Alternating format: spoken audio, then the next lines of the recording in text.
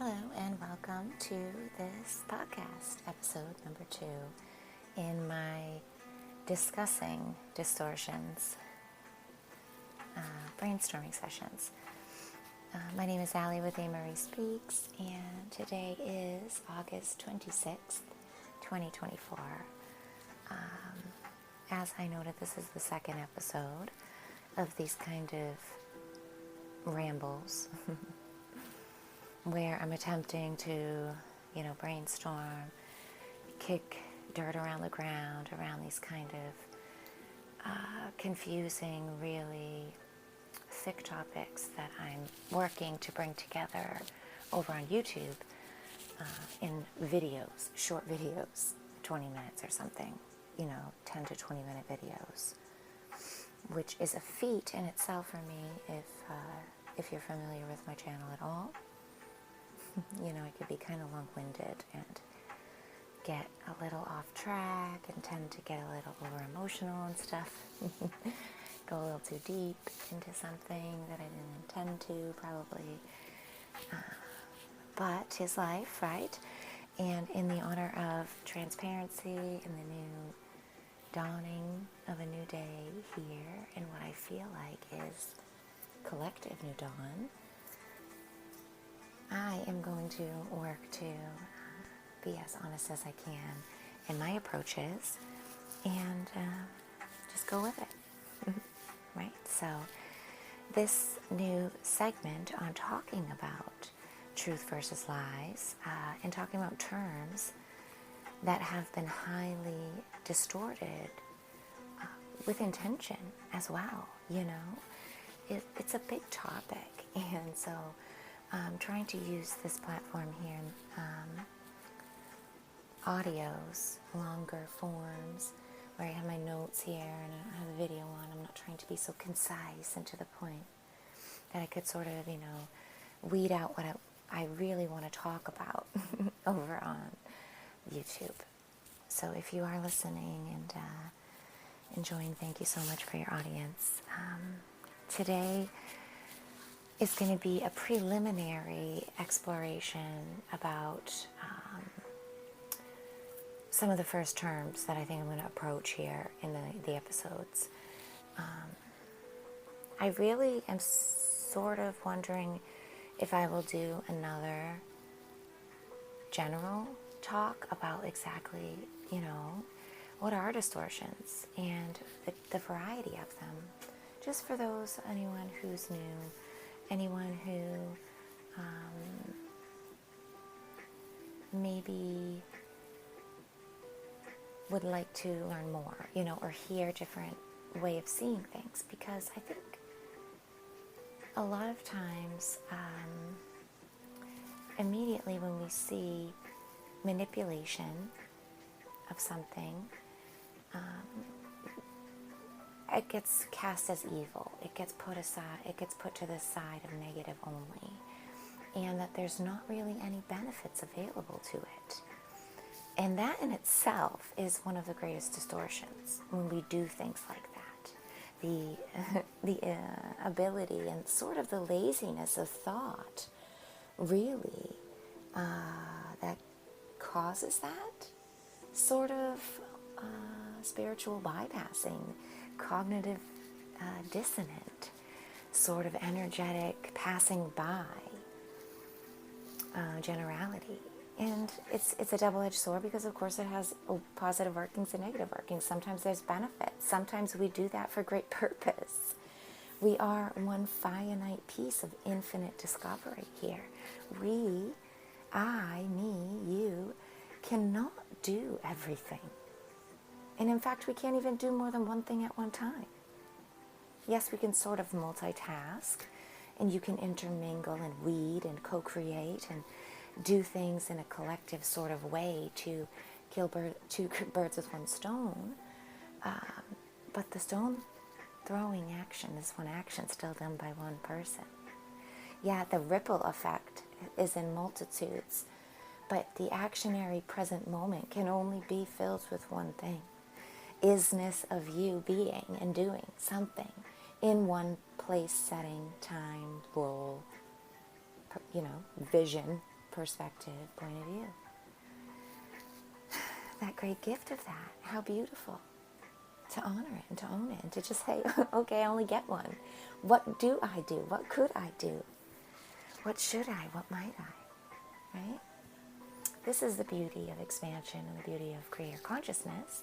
And I think also the spark of life and adventure that all great prophets, ancestors, gurus, masters, I'm thinking of Jesus now, but all of them in any archetype or character, fill in your blank. Choose your adventure, my friend, because it's all the same and it's all just as real.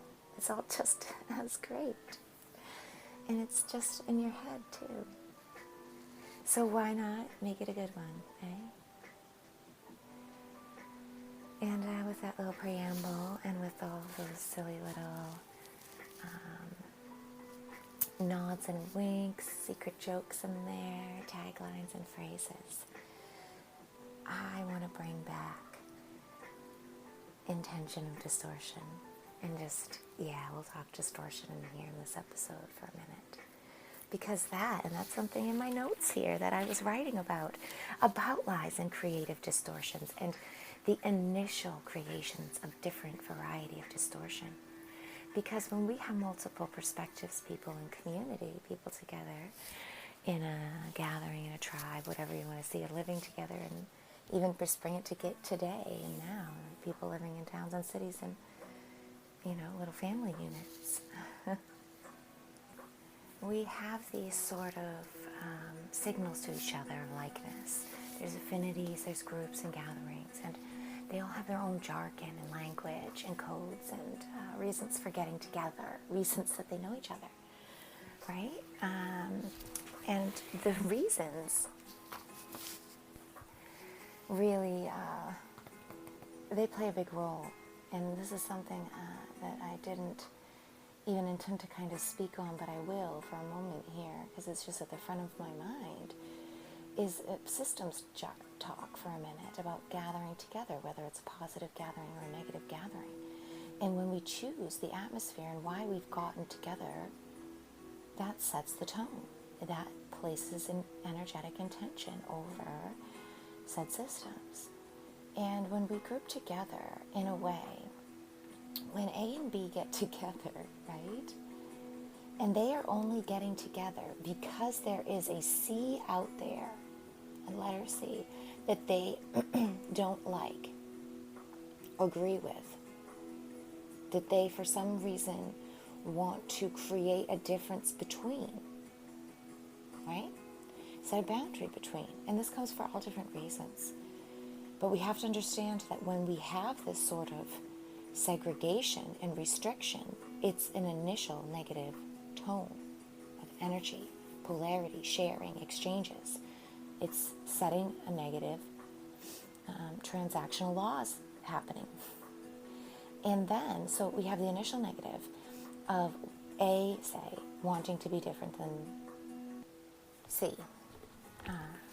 And that's fine, and that's good. And we are here to create manyness and discover, so it's not to say that there's anything wrong with that when we say that it has a negative charge against it or aligning with it, rules to it.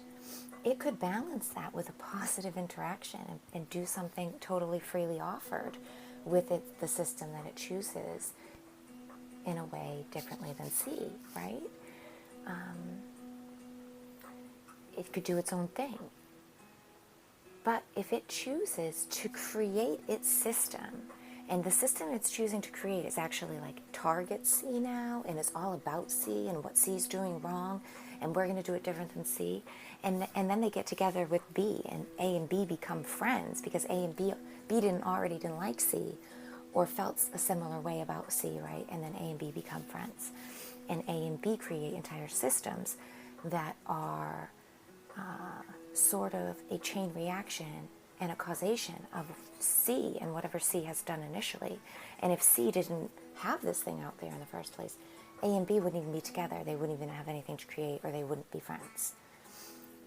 That is a problem. That is a huge negatively aligned snowball coming down the mountain that's just going to get bigger and bigger with no matter what A and B do now. And that is negative. That's why negative distortions, in especially when we start to build systems and manifest in a real world, can be very dangerous very quickly, exponentially grow, and get out of control and cause a lot of harm. That's why I feel like perhaps this is, I love the biblical jargon. They call us God's children, and to see us as children and toddlers, and to know that as energetic alchemists, master beings of creator consciousness. Sorry, but yeah, we're toddlers. And it is very dangerous with the powers of conscious creation. And we need to learn self-control and temperance, moderation, patience. We need to learn to hone our skills and use intention and attention in the correct forms, so that there's not catastrophic, undoable repercussions, because it's a free world creation, free choice universe. And distortion in itself is beautiful if it's done in a lighting that is positive and inclusive and free-flowing, free for change, free for correction, free for adaptation and assistance and help, right? Because when we have these really negative systems like we do here, with lots of shadow and lots of forced perspectives and angles of approach, like we have in the matrix overlay here in the present day, you can get so caught up and you just get marching along with other people's distortions, and you never even get a chance to shine your own light and find your own sort of rays of light that you're meant to shine and cast out into the beautiful ether space of otherness out there, the great reflection, the whole picture of God, that God is creating, that the whole infinity is a part of. You're a finite piece of that mosaic. It's like a stained glass, multi-dimensional window, fractal, ever-changing, flowing, multi-density, multi-dimensional image thing. You can't even explain it, of God, that God is witnessing something out gets to be of.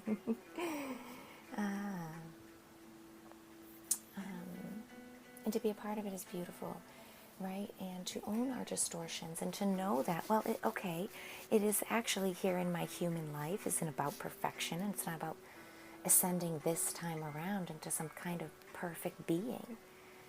It's about doing the best I can every day and seeking my truest, brightest shine through my prism of light. And yes, I have corners and shadows, and yes, I have angles to work with, and things to grow through, and that I've already been through, but when we own them in a responsible way and we seek positive solutions through from a place of oneness, right, from this deep place of connectedness, that we actually are part of a whole with purpose, that we each equally do have a sovereign, eternal right to conscious discovery in life in pursuit of our happiness. I think then we'll really begin the healing. Then we'll see more. It's permeating. It's breaking out. Every day I'm so excited. I see light. It is so much brighter than ever before in my lifetime. And I am, 37. I've been through just the 90s and the 2000s, but I have seen such a brightening, such a shift in consciousness in the collective, in my direct worlds, and the things that I see. And in so many ways, Christ consciousness is awakening. The second coming is permeating, We're at the rolling boil. And it's undeniable now. Change will be occurring. As to what is going to happen, we are here not really supposed to know. We are in the first person mystery level. We're supposed to be a part of the live action role-playing events. We don't have we have a limited access to third-person collective vision and perspective for reasons, right? We're bestowed with our point of observation for divine reasons, to play divine roles of the lens, to hold this specific lens for the great observer, right? The creator consciousness can look through the lens of your life and dive into a layer, just like we practice, and I've talked about in my system series, and I do in meditation so much, and I've talked about so many different layers, your bosses within, and diving into the consciousness inside yourself, learning how to do that, allowing yourself the imagination space and the childlike fun to do that and have that place and comfortability. Find friends in there for yourself and do good work and service for them, and see them and honor them as divine fractal source of God, And that empowers and strengthens the work when you get out in the real world, when you see other externally. And that's a whole other shadow puppet game. That's a whole other place and space of illusions and delusions, and the whole world is a play, right? And we are the actors. So yeah, back to the concepts of distortions, kind of, and I guess it's all been about distortions. What isn't has been the point of that ramble. But to my specifics, in the light bending and the references of light and the shadow puppet shows and stuff, it's not just words. It's very much parallel metaphors that are very real, because in physics, in science world, and all these kind of quantifiable and measurable senses of frequencies and wavelengths and visuals and audio, all of them are but the same sort of light interacting energy, right? It is but truth and being shown from different ways. I have in my notes here to remind and speak on how distortion is actually a verb. It's the verb happening to the noun, right? It's the bending of light. And what is? We have to remember there is light, there is the noun, there is the original beforehand, right? And so that's really what I want to bring back when we get into these specific terms and we start talking about, okay, yes, there is highly distorted. Yeah, they have really been misused and misrepresented. But let's talk about the truth. Let's not just say, okay, it was hijacked for negative and let's get rid of it. But let's see really what the real truth of it is, and the knowledge and the wisdom behind it, right? So kind of go back and track and see where that bend of light happened. Where's the corner? What is the tool or technology? Where's the point of refraction?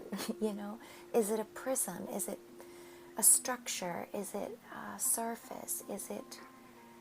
And what is it? Is it transparent? Is it opaque? What's the density? And what's the intention of who and what of the creator that has positioned that? And then track that observation, that point of observation. How high is that creator consciousness?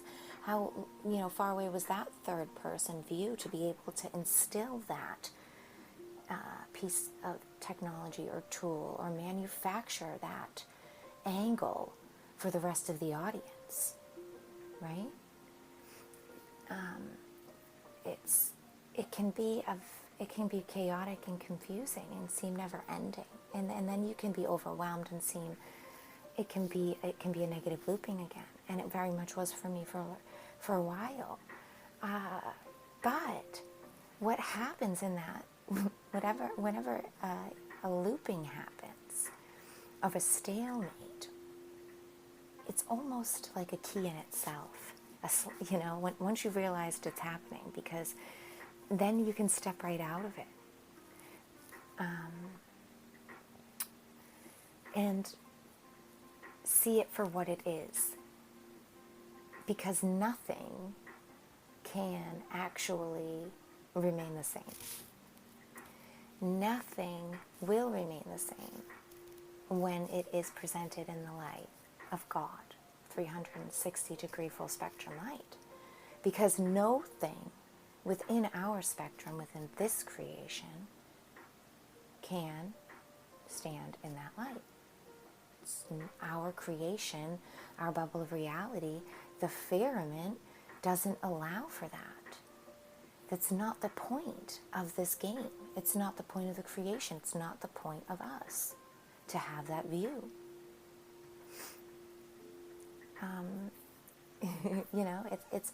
It is that simple in itself. And when you can release the need to control that, or the need to be forced into this vision of a stalemate, of these sort of opposing choices, it disappears, it dissipates. The control of that over you, to bother you, to be even relative or relevant, dissipates, because you're still there, you still are. And whatever the thing that was aggravating, or you're torn between, or whatever the thing that seemed like it had no end, or is just still there, well, it is too, right? So what do you do then?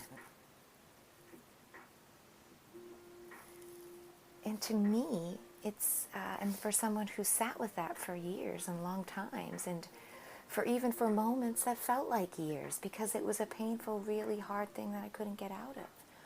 Migraine pain, or birthing pains, or pains of a baby screaming, pains of a toddler. Why? But why? And why?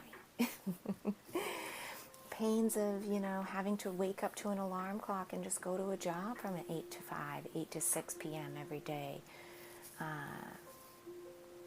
There's so many different things and traps that we get, or we're situated within, that just feel like at that present moment they'll last forever and there's no way out. And then that you're stuck in a rock and a hard place. And yet, here we are, and here you are, and here I am, out of it, and not affected by it whatsoever, except for the fact that I am stronger in my own moral standing. I have more commitment to withstand catalysts and disruptions, and more faith and strength in my own standing of isness and my eternal being, in my light source, in my consciousness of being me, because I still am, and I'm still here, and I still have a spark inside of me, and I still feel love. So there's just, as much as distortion attempts to, and will always attempt to, make itself seem like it is real, and it is the only show going on, there's always within ourselves a whisper that says, that's not, no, there's more, there's greater, there's something. And that something, that seeking, I don't know, it's a beautiful sense of belonging. It's a beautiful sense of wanting to serve, wanting to be the best I can. A warm glow that I find in the sunrise or in the sunset, or,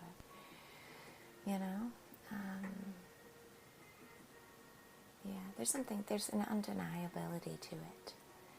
And that is what I feel is the Logos, the truth, the God source. And I am likening it to the sun and to light.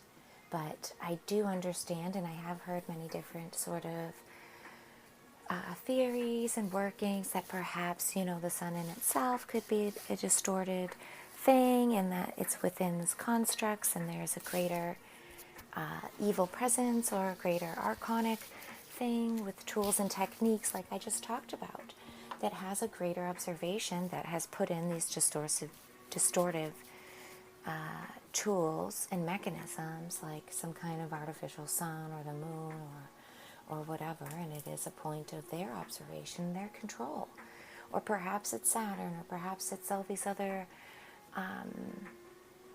spheres, or perhaps that was a long million years ago and now we've weeded out through it and we're attempting to rise back into golden age.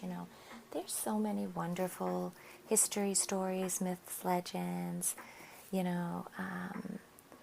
paralleled stories and parables, analogies, or even just dreams. Who knows? All of them are just as real, I feel, just as viable and just as valuable. Whether it's something that's come through imagination space, whether it's something like a download, whether it's something from your ancestors, or whether it's something that was spoken to you, verbally handed down, or whether it was something you read in a book, I feel like they're all just as valuable and just as made up. And you can choose either or all. And each should be holding the same weight or gravity or sort of value measured worth of every other point that comes onto the spectrum here. And when we can create a database of thought, viewing life and observation of all different philosophies, thoughts, assumptions, theories, perspectives, when we can take each one of them across all traditions and hues and all of the different perspectives of what is, and give them equal weight, and cast them on this graph of scatter plot or whatever,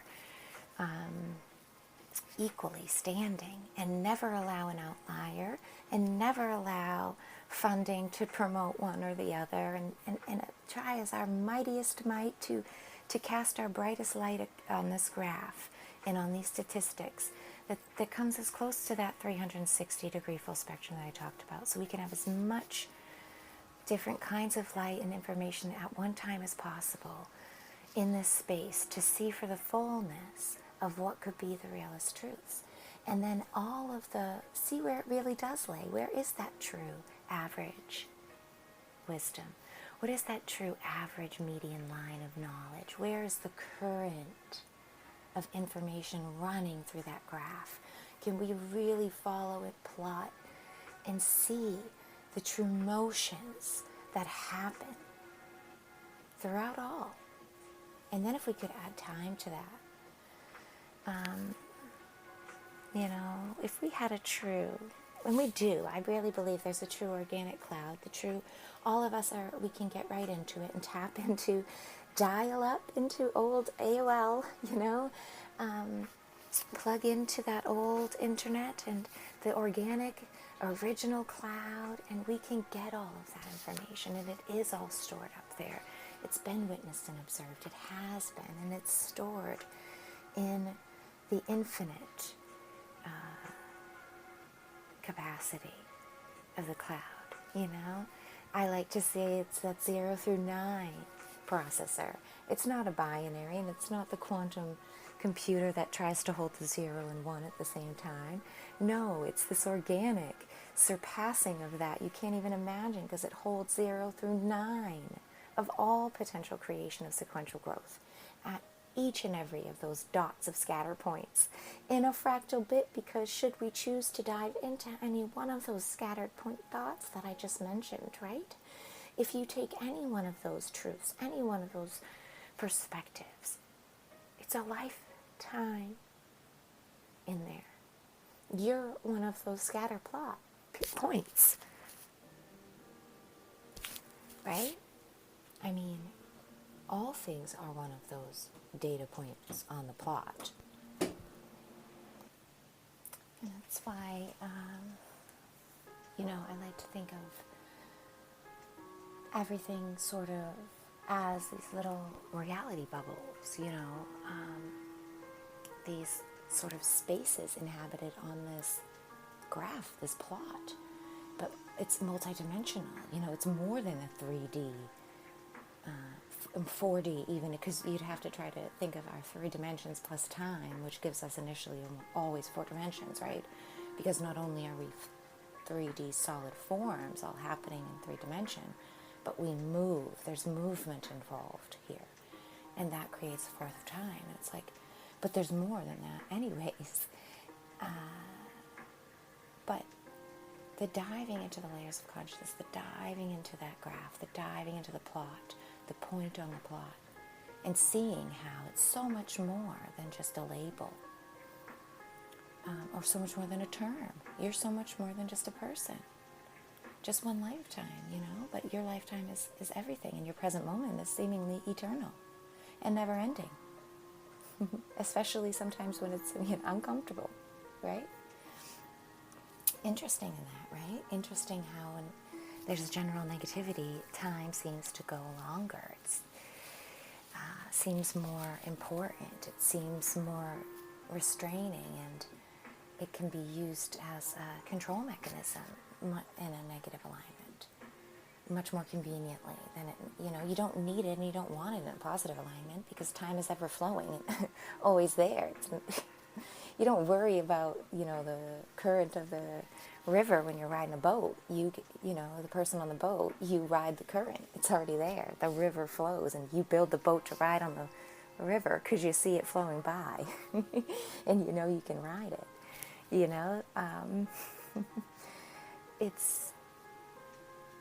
It's very funny the way that the negative overlay has really wrangled thought consciousness and perspective to make people think you've got to walk up to this river in a certain way, and what the river really is, and what water is, and everything. And that's, hey, what this whole thing is about, and distortions. And as we grow, and as we become these sort of eternal students, I like to see myself as this adept, however you like to say that, seeking more, child of God, knowing that I am just sort of a toddler, learning my energetic self. I barely have a grasp on what is even around me and the potentials of it. But I know that I want to do better. I want to grow. I want to learn more, however long it takes. And that's how I know I'm on the right track and seeking positively, right? Because that's the difference. If you are not, and you're seeking to hide things, or to just stay in a certain way, or to find a certain answer, and you're looking for the path up to the answer at the end, and you already have your destination set in mind, you're not coming into this as part of a co-creation experience of exploration that it's supposed to be, because it's free will. You're supposed to be, each new choice is supposed to be newly made, because your walk up to that next moment's new. It should be, each choice you have a new extra tool to make the next choice with, because it's built upon everything you've already done beforehand. It's but I think we sort of have been misdirected in how that works. And I know I have been. I know I was. And it's amazing to see the ease and fluidity of looking at things, free service, positively flowing, effortless service that runs on truth and undeniable love, and just is, because it feels good and it wants to be, and it does, because it's what it does. teaching myself to look for that, and you know, teaching my children to start out in that fashion is really, I feel like, been my purpose and role and my true gift, bestowing immortality, you know. I love that part of Walter Russell, and I'm going to be doing that breakdown on his prayer next, and the write-up for a blog, and then I'll do the audio of all of those distortions and just deconstructing that prayer, because I have found such wisdom in the word immortality in itself, the differences in definitions and the different ways we can interpret it and translate that and use it as a huge strength to embody the power of it here in this finite, clearly mortal chance at life that we have here alive now. But to step into and own your immortality, your great flame from before and after, and to know it with faith is something, you know, amazing. It really, truly is. It powers me every day, and I hoped when I speak on it, it helps others. And I know when I hear others speak upon it and talk about their own, you know, purpose and in their own language and ways, especially, you know, not even in ways that are things that I would see it from my angle, you know.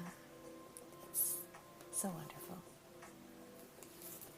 So, yeah, I've gone over half an hour. I want to try to keep these at about a half an hour. I've gone a little longer than I'd like to. Here, kicking around ground on episode 2. But thank you very much for joining me and listening today.